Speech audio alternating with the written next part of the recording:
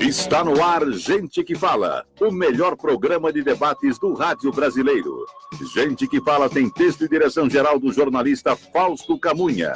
Gente que Fala reúne de segunda a sexta-feira formadores de opinião para discutir as principais notícias do dia. Gente que Fala tem o selo de qualidade APECOM.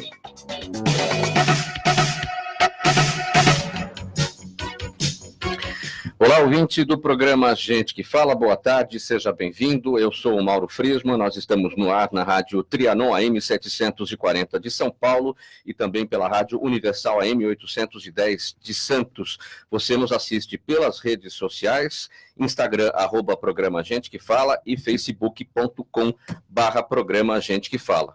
Curta as nossas páginas, acesse o nosso blog, é o gentequefala.com.br e nós queremos a sua participação aqui, fazendo perguntas aos nossos convidados. Anote os números 3289-3580 e também 5052-5555. Os convidados de hoje, nesta edição do programa Gente que Fala, aqui à minha esquerda, para você que nos assiste pela imagem das redes sociais, o secretário de Turismo do Estado de São Paulo, Vinícius Lumertz. Seja bem-vindo, secretário, ao nosso Gente que Fala. Muito obrigado, Mauro. Alegria estar aqui pela primeira vez com você na Rádio Trianon e debatendo temas que vão até além do turismo, que para mim é uma boa oportunidade. E também o advogado e procurador, também o advogado Luciano Minto, diretor jurídico do Grupo WhatsApp. Seja bem-vindo, Luciano. Mauro, boa tarde, obrigado pela recepção e pela acolhida carinhosa. Secretário, é um prazer estar contigo também, figura do nosso glorioso Estado de São Paulo. Vamos lá, né? Mais um dia falando para quem precisa ouvir algumas coisas aqui no país, né? Então vamos lá, conturbado. Nosso primeiro tema, nosso primeiro tópico de hoje, a gestão do governador João Dória vai aumentar em 15 minutos o tempo diário de aulas na rede estadual e enxugar em 10% a duração de matérias tradicionais como matemática e português. O objetivo é ampliar o número diário de aulas de 6 para 7, abrindo espaço para 5 aulas adicionais por semana.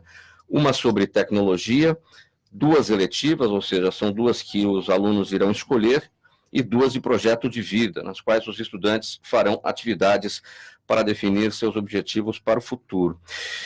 Gostaria de começar com o senhor, secretário Lumertz. Como é que o senhor avalia essa medida da gestão do governador João Dória, especialmente nessa questão de redução de matérias tradicionais como matemática e português, que são matérias essenciais e que a gente sabe que os nossos estudantes não andam bem nessas questões. Mas não é o volume de horas de aula apenas a única referência, como não é também a construção de escolas, né? A questão é mais profunda. O ensino brasileiro não se posiciona bem no PISA, né? Que é o teste internacional que mede e compara as habilidades adquiridas durante todo o período de escolaridade, quer seja no ensino fundamental, no ensino médio, nós não vamos bem. Nosso ensino envelheceu no Brasil, né? E ele tem sido pouco discutido, não obstante a reforma do ensino médio que foi realizada no ano passado, que permitiu um grande avanço, mas de fato não tem sido uma grande prioridade do país discutir a fundo essas questões. O que o governador fez aqui, no que diz respeito a essa abertura para aprofundar o interesse dos alunos, diz respeito, e eu ouvi muito bem e claramente as explicações do secretário Rossielli na nossa última reunião, do Conselho de Secretários, é que o nível de atenção dos alunos nas aulas está beirando o sono, né? Isso são medições neurológicas, né?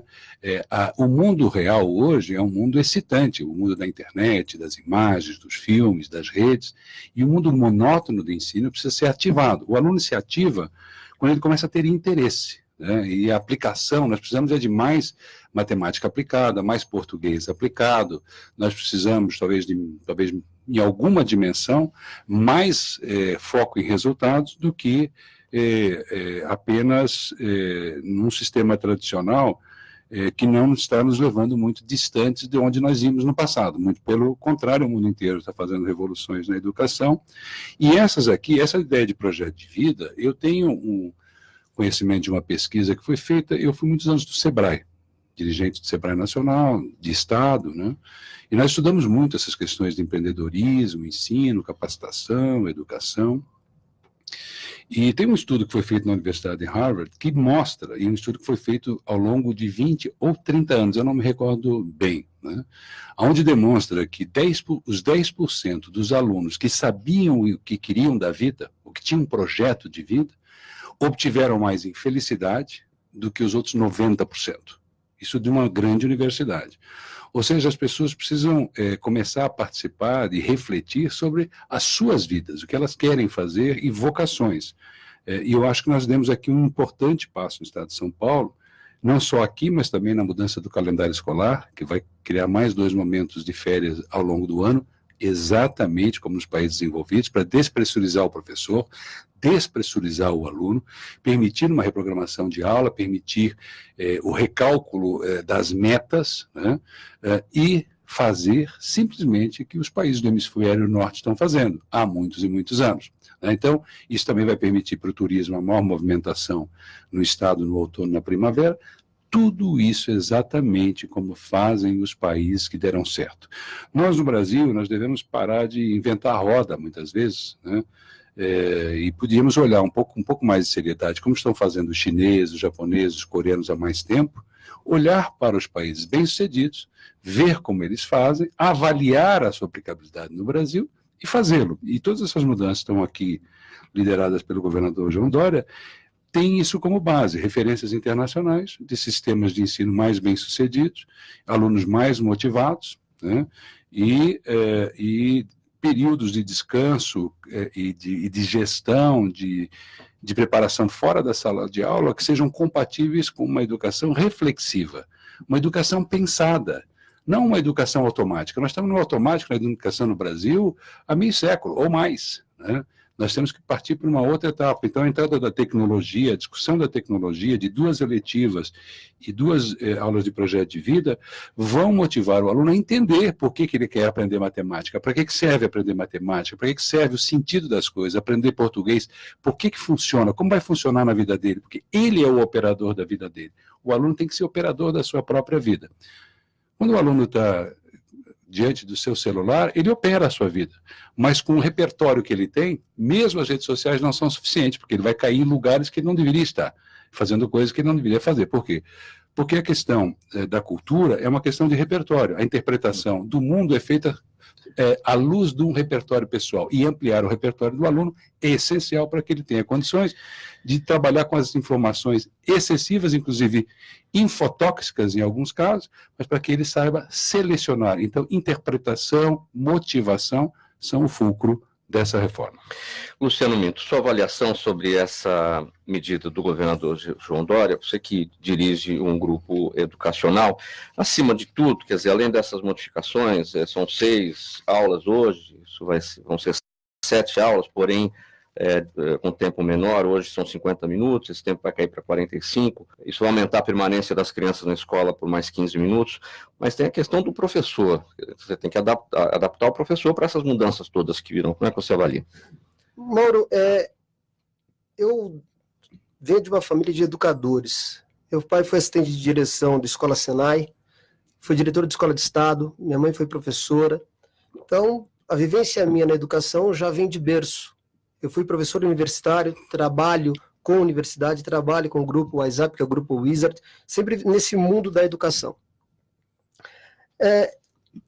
A minha percepção, embora o secretário tenha abordado com muita propriedade toda essa visão mais moderna da educação e da absorção do conteúdo, o fato é que nas nossas universidades, as mais tradicionais, como a USP, por exemplo, nós temos um vestibular conteudista. Então, é necessário que o aluno absorva conteúdos. E o grande desafio da educação, o que é? É tornar atrativa a absorção desse conteúdo. Quando a gente começa a pensar em redução de carga horária de matemática e português, me assusta um pouco, secretário. Eu acho importante... Eu posso fazer um comentário aqui? Pode. Veja bem, você entende de inglês, você dá aulas de inglês. Eu conheço a língua inglesa, né? Eu sei o que é o aprendizado dessa língua, eu fui professor universitário também, diretor de universidade, e dei aula em escola de línguas, fora do Brasil, né? E eu vou fazer uma constatação. Você ensina inglês, as pessoas aprendem. E o Brasil é o segundo ou terceiro maior mercado de ensino de línguas que nós temos no mundo. Veja bem, analise o volume de horas, o tanto de horas que são utilizados para se ensinar inglês nas escolas do Brasil e compare isso com a capacidade de expressão oral e escrita dos alunos nas escolas brasileiras versus o número de horas que elas foram submetidas a cursos de inglês no primeiro grau e no segundo grau. E encontrará absolutamente ou praticamente nada de resultado final. É disso que eu estou falando. Nós temos que focar no resultado. Você sabe que você dá aula complementar de inglês para que as pessoas aprendam a se expressar oralmente e de forma escrita. E você sabe também que o primeiro grau e o segundo grau no Brasil e o vestibular vão cobrar um nível de inglês que é apenas um teste de memória para uma prova. Então, o inglês, você vê claramente no inglês, porque é diferente da matemática, que você precisaria fazer um teste, o inglês é um teste oral, perguntas e respostas, e você vai ver que não há proporção entre o volume de horas e o aprendizado da língua inglesa, por isso o crescimento do mercado de escolas como a sua, da melhor qualidade, que faz um esforço de ensinar a língua no final de forma complementar e cara para a sociedade brasileira, que não viu entregue o produto final da hora de ensino e do tempo de atenção em sala de aula. Perfeito. Só para fazer um contraponto. Não, perfeito. A questão é que eu desenvolvi um raciocínio que levava, não do curso livre, mas sim de um curso fundamental, um curso médio, para uma universidade.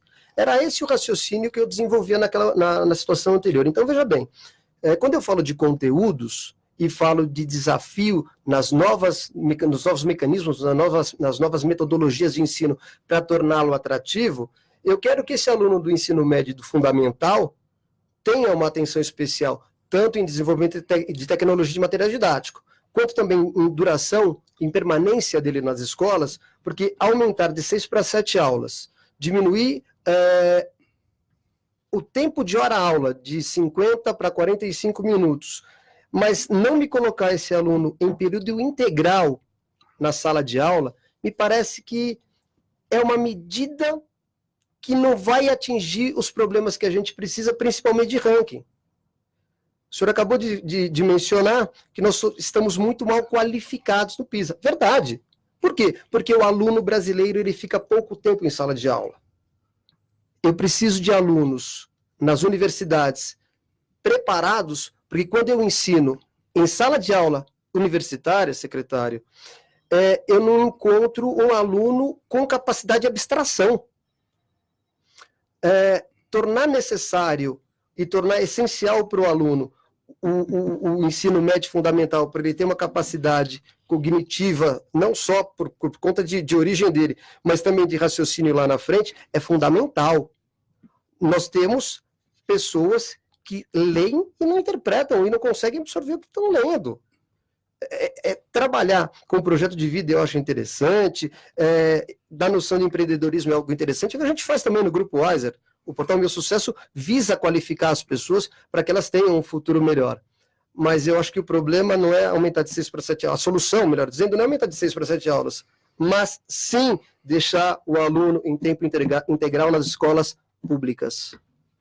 Secretário, 250 milhões de reais na organização e contratação de professores. Esse dinheiro é o suficiente? Bom, eu aqui, como secretário de Turismo, eu já estou avançando demais o sinal na discussão da educação. Apesar de ter pontos de vista bastante diferentes, e eu expressei aqui nessa metáfora do aprendizado da língua, porque isso vale para as outras coisas também, vale para os testes de matemática. Eu usei o de línguas porque exatamente cabe aqui na relação exatamente que o Luciano representa, né? Isso é um fato concreto, né? Agora, existe um secretário da Educação que foi ministro como eu do Turismo, ele da Educação, faz parte da equipe do Dória, que é o secretário Rossieri. Então, eu não vou aqui falar além da minha percepção pessoal sobre os desígnios da parte da educação. Aí nós temos que fazer um outro programa para esse detalhamento programático da Secretaria da Educação do Governo do Estado de São Paulo, que está em excelentes mãos. E eu gostaria de enfatizar uma coisa.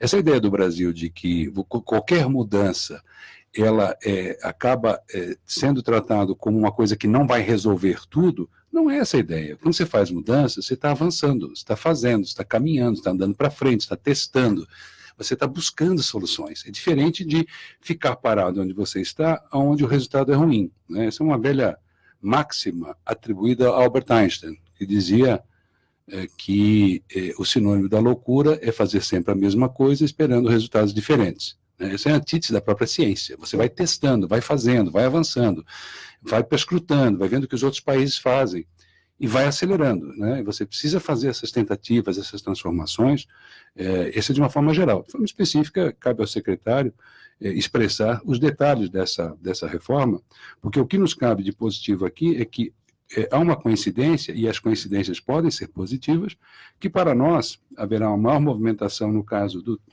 desse novo calendário escolar, de um turismo mais barato, feito no outono, feito na primavera, em que as pessoas poderão viajar mais por dentro do estado de São Paulo. Nós estamos lançando uma campanha para que as pessoas conheçam melhor o seu estado, a sua história, né, o sentido de sua vida. É muito importante nessa reforma aqui que foi bolada, essa ideia de sentido da vida, porque se eu não entendo o sentido das coisas, para que serve eu saber operar tecnicamente alguma coisa, se eu não tenho condições de imaginar a função desses conhecimentos na minha vida prática? Como é que isso encaixa em mim?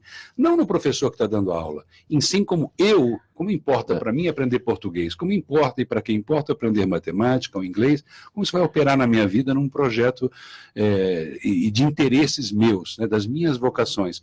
O Brasil muitas vezes trata uma pessoa muito boa em matemática e ruim em português como um problema porque ele é ruim em português e não porque é bom em matemática, né? Nós temos que tratar as pessoas a partir dos seus talentos, porque isso vai ajudar não apenas as pessoas, mas vai ajudar o país, vai ajudar o Estado de São Paulo, vai ajudar a nossa juventude a enfrentar um dos maiores problemas da juventude do planeta, que é a questão do emprego. Nós temos uma questão séria no desemprego juvenil no nível planetário, por conta também e fundamentalmente e o caso mais grave são os países muçulmanos, onde essa diferença é muito maior entre as habilidades, os conhecimentos e as demandas de mercado para que a pessoa possa operar em sociedade ou na sociedade. Secretário Vinícius, só para uma percepção pessoal sua, claro que eu não gostaria que o senhor invadisse a área do secretário de Educação, mas só por uma percepção pessoal, porque tanto a educação como saúde, enfim, segurança pública são áreas muito sensíveis. É que nem futebol, a gente sabe do quanto o dinheiro é necessário. E o cobertor é curto, não adianta. O cobertor é curto, você puxa dali, descobre de lá, e tudo isso exige uma boa dose de criatividade, de gestão, acima de tudo. Então, é possível fazer isso com pouco dinheiro, puxando o cobertor daqui e dali. O Brasil ainda não se recupera do período recessivo que acabamos de passar. Assim, nós precisamos de uma dose realista no Brasil, e isso tem a ver com produtividade. Nós vimos aumentos salariais nos últimos anos no Brasil que foram fatores transitórios, né, ou que foram absorvidos pela sociedade. Então, o primeiro, o fim do imposto inflacionário, as pessoas passaram a ganhar mais e poder gastar mais. Ótimo. Só que já está absorvido, né?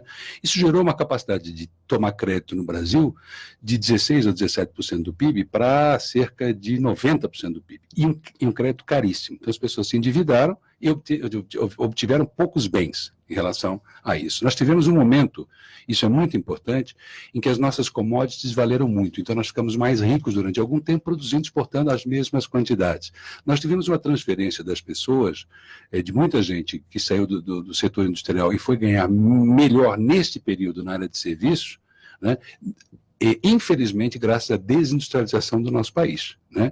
Então, isso tudo criou, durante o período, principalmente o período ali do governo Lula, no segundo governo para o governo Dilma, um buraco real na percepção das pessoas que chegaram à classe média, mas chegaram baseados numa baixa produtividade. Significa dizer o quê? Que os ganhos reais de salário teriam que estar baseados em produtividade alta. As pessoas aqui no nosso país, elas querem viver o melhor e querem se sacrificar para isso. O brasileiro não tem dificuldade de trabalhar mais para viver mais e comprar mais e se esforça para isso. Não tem povo no mundo que estuda à noite e trabalha de dia e pega ônibus do jeito que nós fazemos aqui no Brasil, né? Agora, nós produzimos 1/4 ou 1/5 da média dos países desenvolvidos. E a produtividade é medida per capita. E não é só a falta de produtividade do indivíduo porque ele não tem o conhecimento.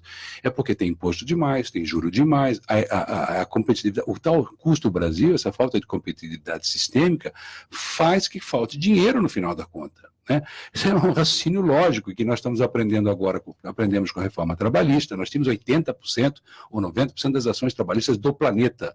Agora, se você pegar aqui o caso das companhias aéreas, as companhias aéreas que têm menos de 1% das suas atividades no mundo, no Brasil tem 80% das reclamatórias de consumidor.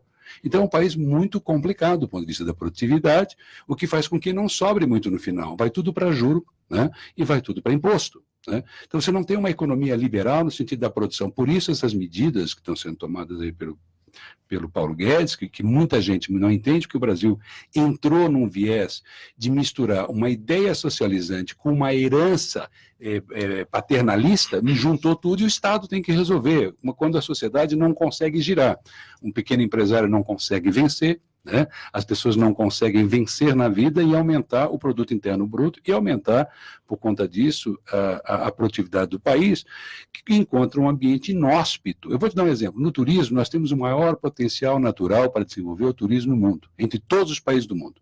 Nós somos em 140 países. O primeiro. Nós somos o 137º pior ambiente para desenvolver uma empresa em turismo no Brasil por conta da insegurança jurídica, de tudo que essas medidas da MP, da liberdade econômica, visam combater. Não há uma pauta do Brasil para liberar e libertar o Brasil para trabalhar. O Brasil é um país amarrado. E cada vez que se fala nisso, volta-se a discussão antiga. O governo tem que pagar conta, o governo tem que dar. Só que quando o governo dá, é simples. O governo gasta mais do que arrecada e paga juros para 5 ou 6 bancos no Brasil, que têm lucros de perto de 30 bilhões todo ano. Né? Lógico, estão no jogo deles, é natural. Né? O sistema financeiro está aí para isso. Então, nós montamos um sistema que é uma armadilha, nós estamos dentro dessa armadilha, nós precisamos sair dessa armadilha.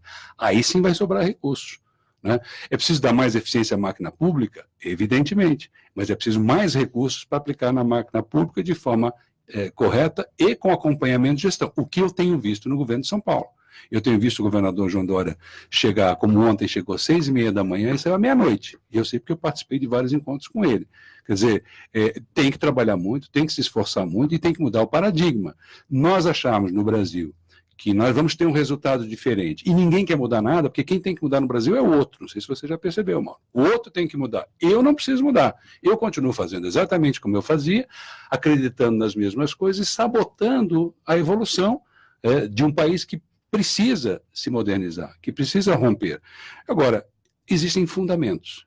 E nós não podemos escapar de fundamentos. Um país que produz 1/5 ou 1/4, e essa é a última frase da resposta, dos países que nós almejamos ser, não é lógico que nós queiramos ter os mesmos salários, a mesma qualidade de vida, produzindo 1/5. Nós temos que produzir mais. E isso não depende só do indivíduo, depende do Estado, da organização do ambiente de negócio, depende do ensino, depende de muitos fatores de competitividade. Nós temos as pré-condições no Brasil para crescimento? Temos, mas faltam reformas e ajustes.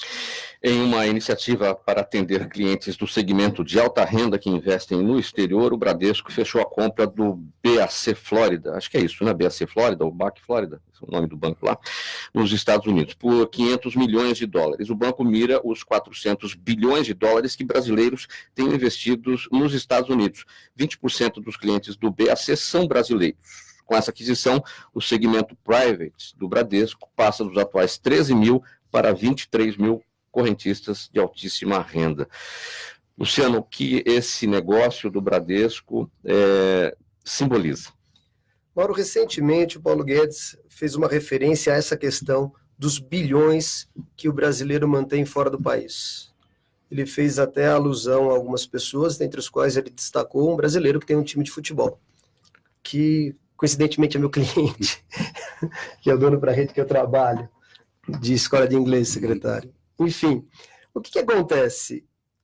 Ainda nós estamos, a despeito das iniciativas do governo federal, de destravar a economia e baixando a MP da Liberdade Econômica, a 881, nós temos que as coisas não estão andando. Como o secretário disse, nós estamos travados, Mauro.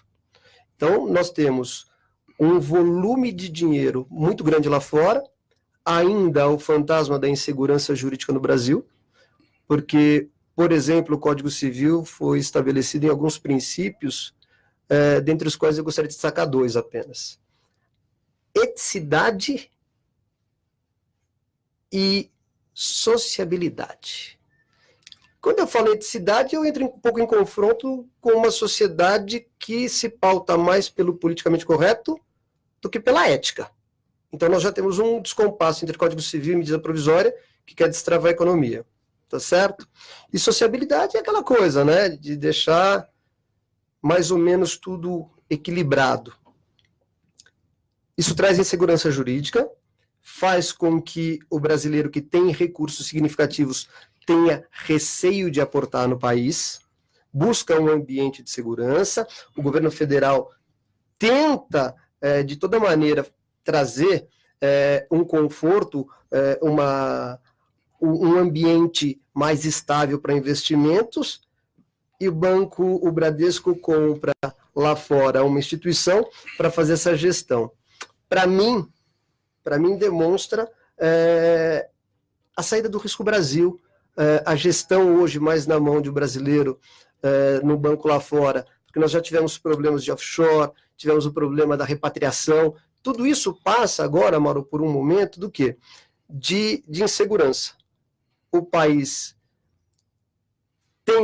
tenta aprovar a reforma da Previdência, tenta aprovar outras reformas, o Congresso empaca um pouco, o dinheiro é volátil, né? O mercado mais ainda, né? A Bolsa oscila completamente esquizofrênica, eu acho que um dia está muito em cima, outro dia está muito em baixa, então ninguém está sabendo muito bem o que fazer, o banco aporta, o banco faz a gestão, administra isso, e aí você fala de brasileiro para brasileiro, né? A atitude do Bradesco, na minha percepção, é bem essa. Ele está próximo do cliente aqui, que opera aqui, mas deixa um pezinho lá fora por conta de segurança. É bem isso. O Bradesco está trazendo, acho que, um pouco de conforto para esses clientes, já que essa situação toda de você ter dinheiro lá fora está mais regulamentada. Por isso que o Bradesco tem essa iniciativa. Ousada, mas eu acho que coerente. Secretário Vinícius, sua percepção, qual o simbolismo desse negócio do Bradesco? Bom, existe uma questão de negócio, né, e aí eu saúdo o Bradesco sob todos os aspectos. Né? É um banco brasileiro que vai buscar negócio no exterior, como os bancos do exterior vêm buscar negócio aqui, como o Santander está aqui, né, comprou o Banespa. Né? Por que o Bradesco não pode brigar lá? Né? Vai lutar pelos recursos que ele achar no mercado. Né? Isso é uma coisa, né? É uma boa gestão, uma busca. E esses valores que dizem aqui, de 400 bilhões que os brasileiros têm investido nos Estados Unidos, para mim é um valor assim, eu não tinha nem ideia de poder chegar tanto. Né? Então, o que o Bradesco conseguir trazer de volta para o Brasil não vai depender apenas do Bradesco, da sedução do Bradesco. Né? Acho que o Luciano falou muito bem, o dinheiro é muito sensível, né? O recurso financeiro é muito sensível. Ele virá para o Brasil quando nós fizemos as reformas. Quando nós tivemos feito a reforma da Previdência, já fizemos a reforma trabalhista, quando nós tivemos um ambiente de negócios no Brasil mais estável, com essas medidas da MP, da liberdade econômica, quando também a nossa justiça for mais ágil para resolver os impasses que não são aceitos por investidores internacionais, de resolver casos aqui em 10, 20, 30 anos, que muitas vezes levam 10, 20, 30 anos para resolver, dirimir uma questão, quer dizer, nós temos que estar mais próximos dos graus de operação das sociedades mais eficientes. Né? Aí os recursos virão. Por que virão? Porque o Brasil é simplesmente, se não o país mais rico do mundo, mas um dos mais ricos do mundo, e como eu já disse anteriormente, nós já criamos no Brasil o que um economista Nobel de Economia da década de 80, que era o Rostov, falava sobre as pré-condições de desenvolvimento. Você não consegue fazer desenvolvimento sem ter as pré-condições. Nós já temos as pré-condições. Nós temos um país pacífico, nós temos um país grande, um grande mercado de consumo, do hábito para o consumo, um país pacífico do ponto de vista religioso, que é um problema no resto do mundo, aqui não é problema, nós não temos problemas de fronteiras, bom, todos nós sabemos as nossas grandes vantagens de biomas, de natureza, nós temos todas as vantagens do mundo, e chega a ser assim um disparate o Brasil viver na necessidade com tanta potencialidade. No caso do turismo, eu falei aqui.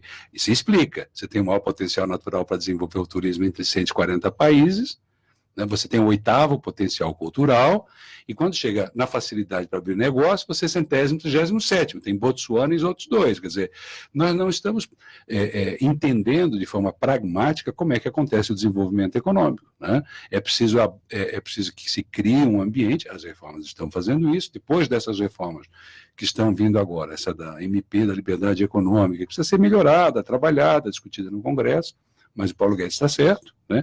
Está transformando o Brasil num país normal, né? Onde você empreende, bota o teu dinheiro. O Brasil é um país que você, com todas as licenças na mão para fazer um empreendimento, no caso do turismo, não vale nada. Entra uma ação judicial e trava tudo, como se todas aquelas emissões de licenças concedidas pelo Estado soberano, federal, estadual, municipal, de repente se evaporassem, né? Então você não tem não há responsabilidade sobre a lógica do investimento. E o investimento não vem, né? Ou deixa de vir na condição que nós precisamos. Por que nós precisamos? Porque o Brasil não poupa, né? O Brasil poupa em torno de 13,5% do PIB, do Produto Interno Bruto. Veja bem, um país que poupa 13,5% do PIB só pode investir 13,5% do PIB, a não ser que ele importe poupança de outros lugares. Assim funciona, ou se endivide, que é o que está acontecendo. Dívida, dívida, além de dívida. Com essa taxa de investimento global da economia, público e privado, o público cada vez mais baixo, menos de 2% da arrecadação, a Previdência está levando uma parte, os juros levam a outra, que são as grandes despesas e os gastos correntes, né? Ineficientes em grande parte, né? Então, você precisa de 25% para ter um crescimento de 4%, 5% ao longo do tempo. Quem diz isso? Os livros dos economistas que estudaram essas questões em um século. Não tem muita diferença, não. Nós precisamos fazer isso. Quem está fazendo isso nessa faixa de 23, 24? A Colômbia, agora o Peru, o Chile vem fazendo há mais tempo, e o Chile hoje é um país que está na OCDE, né? Eu não estou dizendo que o Chile é perfeito, que as coisas que o Chile fez ou fará serão perfeitas, mas eles têm 10% a mais do PIB em investimento, mesmo sendo um país pequeno. Para nós crescermos, nós vamos precisar poupar mais e investir mais. Agora, para investir e captar essa poupança externa, que é a diferença que nós precisamos, que o Estado brasileiro precisa de concessões e PPPs porque não tem dinheiro para investir, né? Se investir, vai pagar juros, vai aumentar a dívida.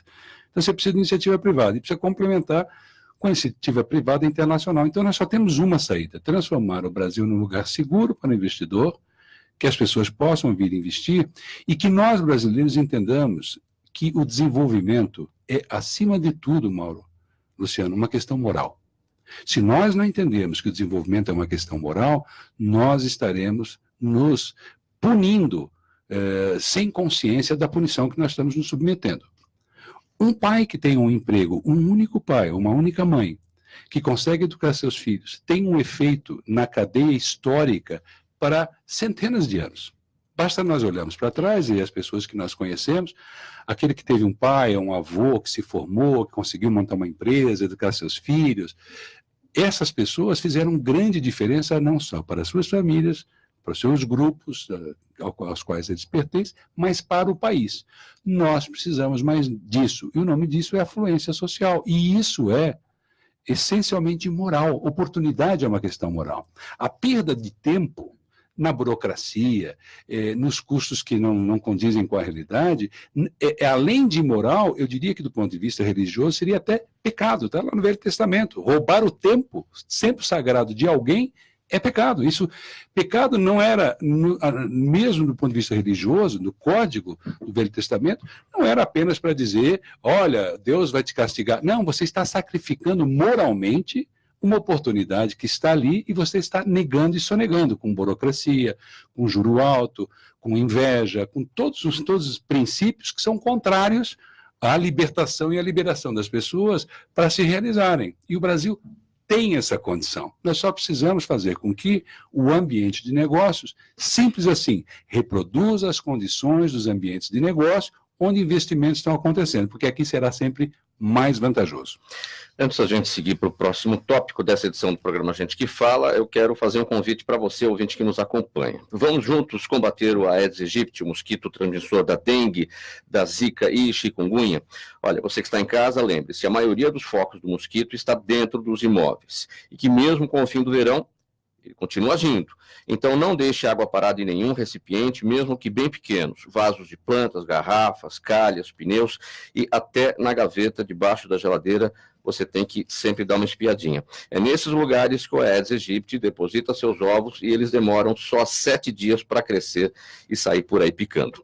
A Prefeitura de São Paulo está fazendo a parte dela, faça a sua. Combater o Aedes aegypti é responsabilidade de todos nós. Bom, próximo tópico, em tempos de retomada do crescimento, um dos setores que mais tem merecido atenção é o turismo. No estado de São Paulo, o setor é responsável por 10% do PIB, e isso gera cerca de 1 milhão de empregos diretos e 2 milhões de empregos indiretos, atraindo cerca de 50 milhões de viajantes por ano. Apesar de ser importante para todas as regiões, São Paulo é o único estado da federação com políticas voltadas à atividade turística. Secretário Vinícius, vamos iniciar aqui fazendo um balanço desse seu início de trabalho. São 4 meses, né? 5 meses. O que já pode ser feito pelo turismo paulista até aqui? Bom, neste início, primeiro que São Paulo não é o único estado, historicamente, que tem uma política pública voltada à atividade turística. De forma geral, eu diria que o que nós herdamos não é, né? É apenas numa área, a área de obras. Essa sim, é modelar no Brasil, porque ela dispensa recursos da Secretaria, do Orçamento do Estado, para os municípios construírem obras que beneficiem o turismo. Nesse aspecto, sem dúvida nenhuma. Mas nos demais, não. Né?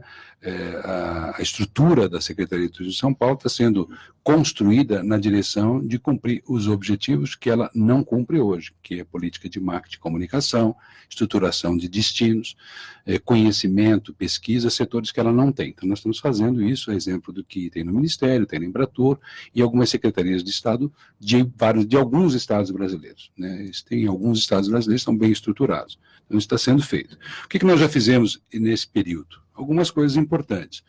O governador João Dória baixou o imposto excessivo de 25% sobre o querosene de aviação, que é a V dos aviões. É muito caro 25% de imposto sobre qualquer coisa, né? Principalmente uma coisa que é útil para transportar pessoas, bagagens e cargas. Veja que cargas no mundo, os aviões transportam no mundo apenas 1% da carga, mas o valor é 40%. 40% do valor. E 1% do volume, né, do peso. Né? Então, os aviões não são apenas transporte de passageiros, são transporte de carga também. Tá? E no transporte de passageiros, transportam negócios, ideias, pessoas, congressos, feiras, vendedores, compradores, artistas. Na verdade, ele é a parte mais veloz da globalização ou da integração que hoje é veloz na internet, mas que o corpo físico necessita acompanhar. O corpo físico só acompanha, não tem o teletransporte da nave Stellar Enterprise ainda, né, da decomposição atômica e recomposição. Então, a coisa mais rápida que conecta é você transformar uma viagem de 6 horas numa viagem de 1 hora, de 7 horas em 1 hora. Né? Isso é a mudança do patamar. Né? Então, o que nós estamos fazendo? Nós, com essa medida, nós conseguimos praticamente 500 novas frequências semanais na parceria com as companhias aéreas, conseguimos que eles investam muito recurso em mídia. Ao todo, nesse período de 4 anos, serão 84 milhões, começando nos primeiros 10 meses com 40 milhões de investimento deles, né, para aumentar o fluxo de e para São Paulo. E as companhias aéreas internacionais na mesma direção, com um programa de stopover, fazer com que as pessoas fiquem mais tempo em São Paulo. Além disso, nós estamos lançando uma marca São Paulo, será lançada dentro de 20 dias, aproximadamente, já aprovada pelo governador, uma marca que dá o contexto e o conteúdo do estado de São Paulo como um todo, que, assim, o estado de São Paulo é pouco conhecido pelos próprios paulistanos e paulistas em geral, e isso pode acelerar, nós podemos acelerar esse conhecimento, e faremos campanhas fora de São Paulo, e no exterior também, para que as pessoas fiquem mais tempo, não apenas na cidade. Muita gente vem para uma feira em São Paulo, nos polos de eventos do Brasil, ou o maior da América Latina, é São Paulo. As pessoas vêm, quando chega sexta-feira, vão embora, quando poderiam ficar. Nós queremos que elas fiquem. Ou pessoas que pousam em São Paulo e não estão saindo do avião para passar 2 ou 3 dias, não só aqui como no interior. Então, as campanhas de marketing visam isso. Nós mudamos o calendário escolar também, estamos preparando para logo um projeto de rotas cênicas no estado, não haverão mais rodovias duplicadas, construídas, concessionadas, sem um projeto acoplado de rotas cênicas, e tem projetos que estão hoje bastante avançados na área de distritos turísticos. Nós não temos um parque temático sendo construído no Brasil há 20 anos, nós tiramos o imposto federal no ano passado, no governo Temer, Você falou do de calendário importação de equipamentos. De férias. As férias de julho agora serão reduzidas para 15 dias, as férias escolares, né? Uma semana em abril e uma semana em outubro. Isso impacta de que maneira no turismo? Bom, primeiro assim, a redução ela é motivada pela questão da educação. Uma coisa pode ser boa para 2 coisas. Então, no chamado primeiro mundo, é assim que acontece. É importante porque é para a educação, os professores despressurizam, os alunos despressurizam, e as férias de 30 dias em julho é uma jabuticaba paulista hoje, porque a maior parte dos estados tem 15 dias, até porque a média de uso de férias é 11 dias aqui em São Paulo, né? Então está sobrando, né? Então, é caro, né? É concentrado, e a CLT, a reforma trabalhista, ela permite 3 períodos de férias ao longo do ano, compartilhamento de 3, né? Então, por exemplo, uma empresa que queira dar férias em outras épocas do ano pode negociar com seus funcionários, tirar férias agora numa semana que vai ser colocada em abril e outra em outubro. Isso movimenta o turismo, é mais barato para as pessoas viajarem em clima ameno, né? Em clima não muito quente nem muito frio, né? E permite movimentação e manutenção do turismo contra a lógica da sazonalidade, que desemprega muita gente. Quer dizer, o hotel fatura numa época do ano ou noutra e não tem esses 2 momentos que o mundo inteiro já descobriu há muitos anos. Eu volto a dizer, aqui nós estamos fazendo o que todo mundo desenvolvido faz, de forma bem sucedida para a educação e para o turismo. Então, que seja algo de novo aqui, é possível que seja, mas é velho nos países já desenvolvidos. Luciano, Estados Unidos, Canadá, Austrália e Japão, os turistas de lá não precisam mais de visto de entrada no Brasil, segundo a última decisão aí do presidente Jair Bolsonaro. Como é que você avalia essa questão? Isso, aliás, são países até de língua inglesa também, né? Uhum. Antes de abordar, Mauro, eu só queria complementar a fala do secretário. Primeiro, enaltecer as medidas, secretário. E, em segundo lugar, dizer que, em termos de divulgação, o governo do Estado de São Paulo é especialista nisso e o faz bem, e com propriedade. E outra preocupação do governo do Estado de São Paulo é com a segurança. Está num bom caminho, faz bem e o fará com propriedade. Eu acredito que as iniciativas da secretaria, alinhada com a divulgação e aliada com a segurança, trará, sim, muitas divisas, porque São Paulo, eu comparo como cidades no mesmo nível de Nova York, de Tóquio. Nós temos restaurantes, nós temos lugares sofisticados para receber as pessoas, nós temos uma vida cultural rica em São Paulo, a capital prepondera nisso tudo, mas eu vejo com bons olhos a iniciativa e desejo para o senhor, secretário, sucesso.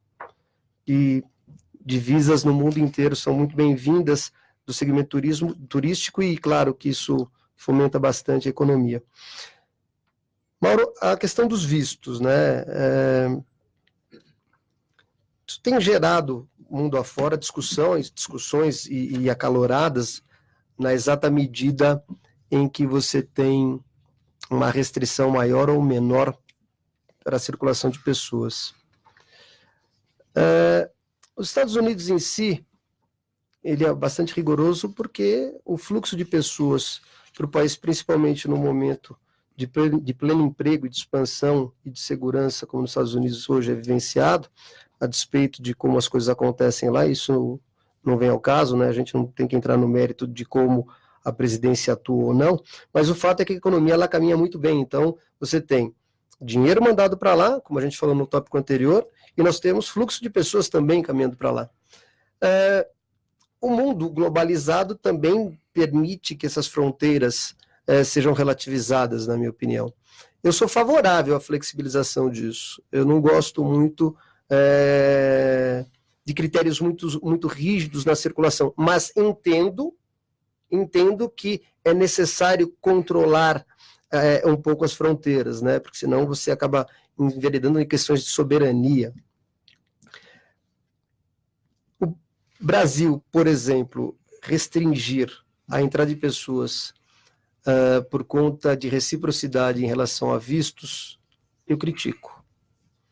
Mas Estados Unidos e Canadá, por exemplo, quando exigia visto, eu acho que são situações um pouco diferentes, né? Não é aquela síndrome do brasileiro de ser menor, não, mas é uma questão mesmo de fluxo de pessoas com a necessidade de se estabelecer na localidade. Eu acho que esse controle é necessário. Quero saudar a presença agora aqui na mesa do programa Gente que Fala, do advogado, o jornalista Sérgio Redó. O Redó é presidente da Associação Paulista de Imprensa, API. Seja bem-vindo ao nosso Gente que Fala, Redó. Uma satisfação, Mauro, estar aqui mais uma vez, né, nesse programa tão reconhecido de tantos anos, sob a direção do nosso querido Fausto Camunha, Rádio Trianon, aqui ao lado do senhor secretário, do nosso querido colega também. É um prazer. E quanto ao tema, eu acho que é fundamental, pelo menos deixar aqui uma posição, no sentido de que a questão do visto é uma questão polêmica no mundo inteiro, não é? Nós, inclusive, a própria Comunidade Europeia, que fez, não é, todo o bloco com a finalidade de liberar, não é, a sociedade, de fazer com que haja um trânsito livre, o caso que foi citado aqui dos Estados Unidos e do Canadá, eu sinto o seguinte: eu penso que a reciprocidade ela tem que ser na medida, não é, de que haja uma paridade entre ambos os países, né? Hoje, infelizmente, o Brasil está sofrendo um problema terrível. E eu posso crer, inclusive, e aqui não vai nenhum lado, não é, de ordem, enfim, restritiva, mas veja, o que ocorre hoje na França, não é? A França hoje, em razão da sua cultura, não é, em razão de toda a sua história, não é, ela passa por um momento terrível, em razão do quê? Alguém parou a pensar? A ocupação, não é? A ocupação africana, asiática, a ocupação dos árabes. Por quê? Mudaram completamente a educação, a cultura, a filosofia francesa. Isso tudo fez com que hoje a França tivesse o que tem. Esses movimentos franceses hoje, dos últimos 10 anos, é carga e sobrecarga de todo esse processo. Não é? Indiscutivelmente, eu, com todo respeito, não sou um grande frequentador, mas viajo muito à França e vejo a França, depois de 10, 15 anos para cá, o que ela tem tido, não é? Óbvio, também aí tem uns problemas de ordem financeira, econômica, do próprio país, da própria Europa, enfim, a mudança toda, mas indiscutivelmente, você vê, hoje o que você vê de pessoas indigentes, o que você vê de pobre nas ruas, é uma coisa impressionante. E você vê que todos os pobres, nenhum é francês. Nenhum é francês. Quer dizer, então, vamos admitir que esse processo tem que ser muito bem estudado, não é? No sentido de que, óbvio, é importante, há necessidade do humanismo, há necessidade da participação, não é? A congregação entre os povos, até no sentido de que não haja fronteiras. Mas, fundamentalmente, quer dizer, esta situação entre uma cultura, uma educação e um povo, né, juntamente com uma nação, cria toda esta situação que hoje está sendo enfrentada, e não é só na França. Eu citei a França como exemplo, mas poderia aí carregar alguns outros países, inclusive o Brasil. Olha, Redó, o presidente Jair Bolsonaro reafirmou no final de semana pelo Twitter o compromisso de não regulamentar a mídia e de defender a democracia. O Eduardo Bolsonaro, filho do presidente, questionou os critérios de redes sociais para banir perfis por compartilhar notícias falsas e discursos de ódio. Abre aspas aqui para o Eduardo Bolsonaro. Tradicionais veículos que espalham fake news não são banidos, mas perfis de pessoas comuns, a todo momento, sofrem perseguição quando se é notório que não espalham fake news e sim usam a sua liberdade de expressão, fecha aspas, afirmou o Eduardo Bolsonaro. Redó, qual é a proposta da Associação Paulista de Imprensa para combate a fake news? Bom, eu tenho dito, né, que o problema da fake news é uma coisa impressionante, né? para terem uma ideia, né, a gente tem como conceito, no fundo, é o seguinte, a Revolução Inglesa, não é? Ela, na verdade, foi produzida também fruto de um fake news, não é? Em função de brigas, não é? Das religiões, não é? Em função de todo o processo que ocorreu à época, não é? A mesma coisa com a questão da Revolução Americana, outro fake news, não é? Eram disputas entre presbiterianos, entre batistas, né? E que, na verdade, também criaram naquela época, quer dizer, isso eu estou falando genericamente, né? Óbvio que tiveram as questões de liberdade e o problema Impostos. dos impostos, principalmente, aliás, afetando o Brasil e o mundo inteiro, né? Mas, no fundo, é assim. Hoje, a grande verdade, com todo respeito, eu sinto, inclusive, Mauro, e aos meus colegas, né? Nós temos um problema que é o mundo mudou. Quer dizer, eu penso que esse aparelho, né? Os iPhones, e, enfim, todo o sistema de telefonia celular, ele é revolucionário, mas eu até brinco com meu filho, mais do que foi a descoberta da luz, né? Ele ainda fala, não, mas se não tivesse luz não teria iPhone. Mas você veja que é uma coisa assim, e dentro desse processo não tem como controlar, não existe. Eu, particularmente, recentemente fiz um curso de 15 dias no Centro de Inteligência do Exército Brasileiro e não tem como controlar, quer dizer, você tem os pesos e contrapesos e você tem aí uma política, né, voltada para o quê? Na minha opinião, aí você tem que levar um controle, né, não um controle de conteúdo, é importante lembrar isso, mas principalmente dos órgãos de comunicação, né? Veja, no fundo, você tem hoje, qualquer cidadão, eu já falava isso há 10 anos atrás, na Associação Paulista de Imprensa, na discussão com os grandes jornalistas, de que hoje todos nós somos jornalistas. E eles falavam, como é que você fala isso? Isso é um absurdo. Hoje um garoto de 8, 10 anos com um telefone na mão é um jornalista. Quer dizer, quantos furos de reportagem foram feitas por garotos, por pessoas que não têm o menor conhecimento de ética, de dignidade, de profissionalismo, de nada dentro do sistema da comunicação. Então, só para não deixar sem resposta a sua pergunta, a Associação Paulista de Imprensa está preocupadíssima. Quer dizer, nós temos procurado falar com os colegas, mas, no fundo, a gente tem que também bater no peito e a minha culpa, não é? Porque quantos colegas fazem isso com a finalidade da imprensa marrom e de ganhar dinheiro? Não é? Divulgam isso sabendo que é mentira, e eu particularmente sou vítima disso. Não é? E agora nós estamos, eu posso te citar, a Associação Brasileira de Imprensa, nós estamos em pleno processo eleitoral. E os nossos colegas, veja, nós tivemos, só para vocês entenderem esse processo, nós tivemos dentro da Associação Paulista de Imprensa, na nossa assembleia, colegas, jornalistas, dizendo o seguinte, não, aqui ninguém pode filmar nada, aqui ninguém pode gravar nada. Quer dizer, dentro da Associação Brasileira de Imprensa. Você está entendendo? Quer dizer, por quê? Porque, no fundo, é o seguinte, a gente tem que divulgar aquilo que nos interessa e a gente tem que prejudicar aquilo que nos faz bem. Então, é esse sentido que a gente precisa, inclusive, o processo do minha culpa da própria imprensa, não é? E não são todos. Nós temos veículos seríssimos. Nós temos, inclusive, agora, recentemente, né, o presidente do Supremo Tribunal Federal, através de uma matéria com o próprio ministro Alexandre de Moraes, quer dizer, manda investigar o país com um ato de arbitrariedade sem nenhuma precedente na história, mas nem no alto momento da ditadura, em nenhum país do mundo, nem Hitler fez isso. Entende? Então veja que tudo isso é em virtude de quê? Ele disse lá que é do fake news. Mas aí é que sim, tem que saber o que é verdadeiro, o que é falso, o que pode ser veiculado ou não. É a minha opinião. Gente, já temos perguntas dos nossos ouvintes. Luciano, o Marcos de Pinheiros pergunta a sua posição sobre a entrada no Brasil de escolas de idiomas que são verdadeiras multinacionais. Sob o ponto de vista da concorrência, todos sabem que quanto maior a concorrência, melhor a qualidade. Na minha percepção, eu acho que não tem nada que impeça em termos econômicos, né? A gente trabalha numa economia aberta, então eu pensando que é positivo ou negativo não vai adiantar nada, porque se tiver que virar e acabou, fim de história, mas concorrência, né? Para mim, o que vale sempre é ter concorrência. Quanto mais, melhor. Secretário Vinícius, Juliana pergunta, ela não diz de que bairro ela fala, mas a pergunta é a seguinte: como o senhor vê a polêmica causada pelas declarações do presidente Jair Bolsonaro sobre o turismo gay?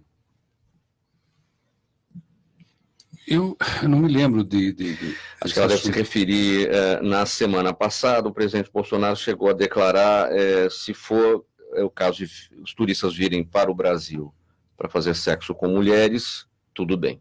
Acho que ela deve estar se referindo. Não, eu preferia não manifestar sobre isso, porque realmente não é como nós vemos o turismo. Nós vemos o turismo de forma diferente.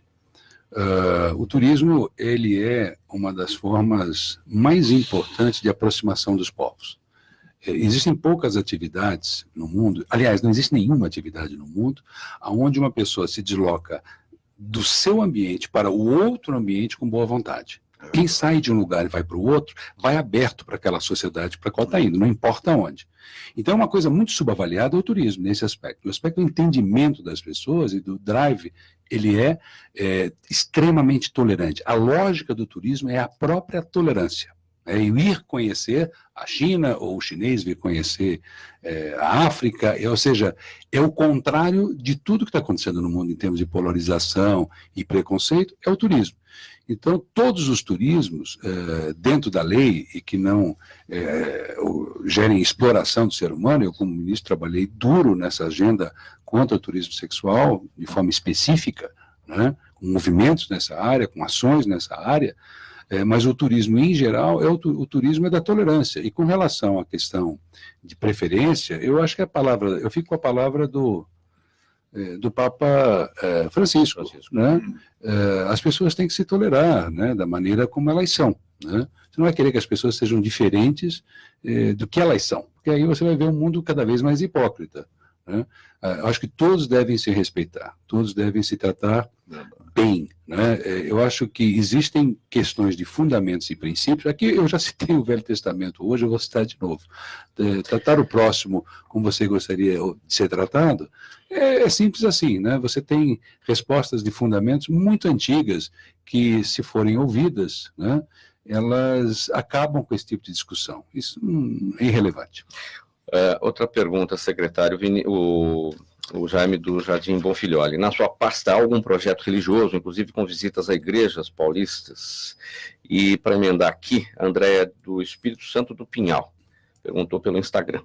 Como o senhor vê o futuro do turismo rural no estado de São Paulo? Então temos o Jaime e a Andréia. O turismo religioso no Brasil é uma potência. Aqui São Paulo é uma das maiores potências do planeta, com a Aparecida, né? Isso nós estamos falando de 14 milhões de turistas. A nossa preocupação, no caso de Aparecida, mas não só do turismo religioso em geral, é derrubar um pouco a sazonalidade.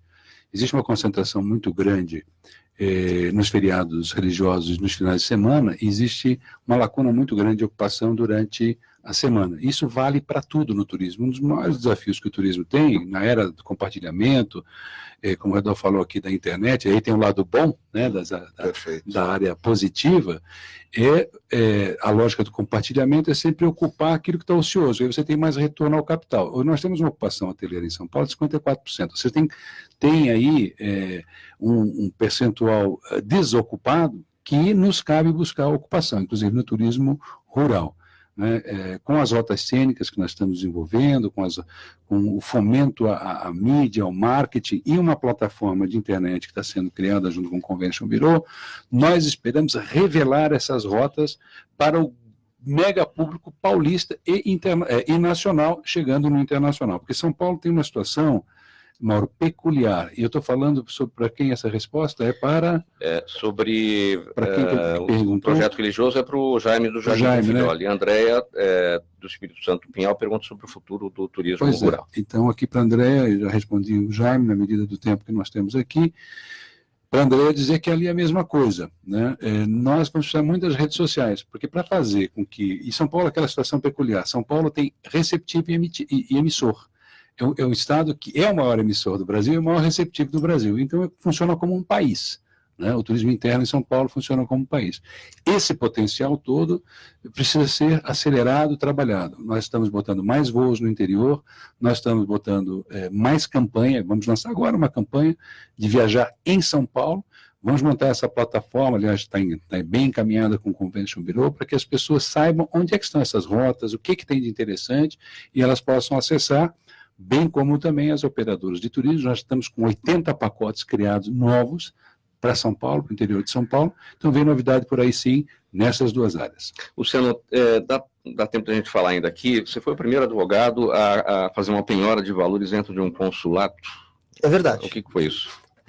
Em 89, recém-formado, Esse é bom, hein? Esse é fera. Para entrar em território internacional com mandado. Vamos ver qual foi o consulado agora. Em 89, recém-formado, eu trabalhei numa ação que versava sobre os direitos de um funcionário brasileiro, nacional, que prestava serviços para o escritório comercial da representação da Federação Russa, secretário. Bora. Alguns dizem que eu invadi a Rússia, mas é mentira. O que aconteceu foi o seguinte: pós-Constituição de 88, foi reconhecido que o funcionário brasileiro teria, sim, condições de pleitear qualquer verba trabalhista perante os entes estrangeiros. No caso, era um escritório de representação comercial. Houve uma primeira discussão de imunidade de jurisdição, ou seja, que o escritório, por ser ligado ao consulado, não responderia. Isso foi superado pelo Tribunal Regional do Trabalho daqui de São Paulo. Na sequência, o escritório comercial teve a personalidade jurídica desconsiderada. Por quê? Porque não tinha bens passíveis de penhora, e foi determinado que os bens do consulado respondessem pelas dívidas, e que eram bastante expressivas na ocasião. Eu acho que algo em torno de 500, 600 mil dólares na época. Que maravilha. Porque foram mais de 20 anos que essa pessoa trabalhou para o escritório comercial sem formalização nenhuma, ou seja, sem registro na CTPS. Acontece que, com a decisão, mobilizou a mídia, tudo isso, não foi necessário que o oficial de justiça adentrasse ao consulado, que era na Groenlândia, inclusive, aqui em São Paulo. O Ministério das Relações Exteriores acabou intercedendo, a ordem foi suspensa, mas foi determinada, sim, a entrada na Federação Russa, no consulado da Federação Russa, no caso, para penhora de bens. Gente, o tempo do nosso programa se esgotou. Aproveitando sua palavra, Luciano, sua conclusão, bem objetivamente. Mauro, obrigado pela oportunidade de nós conversarmos um pouco sobre o Brasil. Redó, obrigado pela presença. Secretário, nada pessoal com relação à contrariedade minha nos tópicos educacionais que o governo do Estado de São Paulo hoje pretende implantar. Eu só queria as crianças mais tempo na escola. Secretário Vinícius, sua palavra final? As crianças vão ficar mais tempo na escola. E a reforma é uma reforma corajosa que anda para frente. Não é a minha pauta defendê-la, mas assim do secretário Rosselli, em quem eu acredito que a reforma trará inovação. Em câmbio, no turismo, nós estamos com uma expectativa muito boa de colocarmos São Paulo num status muito alto de turismo interno, nacional e internacional, e por isso eu agradeço o espaço que nós tivemos aqui, em especial a você, e agradeço também ao Luciano, e peço desculpas em discordar de você também publicamente, Claro. Mas é disso que vive a democracia, de pontos de vista diferentes. Se nós pensarmos iguais, nós vamos estar com problemas, né? Nós não estamos com problema nenhum, estamos dialogando. E esse é o objetivo do programa, que a gente tenha ponto e contraponto para o nosso público formar sua própria opinião. Ao Redó também, sua meu palavra final. agradecimento, e eu senti que o Redó está preocupado com as redes sociais, na eleição dele. Né? Nós vamos votar em você aqui. Tem Obrigado, vamos apoiar você. Obrigado, Um grande abraço. Uma satisfação, uma honra, viu, Mauro, Muito obrigado. querido secretário, ao doutor Luciano também, e cumprimentar o WhatsApp, né, que é uma empresa de comunicação, da área de linguística muito boa, né? E agradecer meu querido amigo Fausto Camunha, é sempre um prazer estar aqui na Por Rádio que ele Filial. ganhou a musiquinha e nós não, assim, de fundo? É que Vai lá, Redó. presidente da Associação Paulista de Imprensa. Para ilustrar a eleição dele. Eu acho que o Fausto também é nosso eleitor lá. Nabi, muito obrigado a todos. Quero agradecer nessa edição do programa Gente que Fala de hoje, do secretário de Turismo do Estado de São Paulo, Vinícius Lumertz, também o advogado jornalista Sérgio Redó, da API, Associação Paulista de Imprensa, o advogado Dr. Luciano Minto, diretor jurídico do grupo WhatsApp. Na mesa de som hoje, o Cléo Rodrigues, apresentação minha, Mauro Frisman, pauta e redação Pedro Esquiavon, diretora de produção Zenilda Salvato, direção-geral do jornalista Fausto Camunha. Aí do outro lado, você, ouvinte, a razão da nossa presença aqui. Tchau, muito obrigado, até amanhã.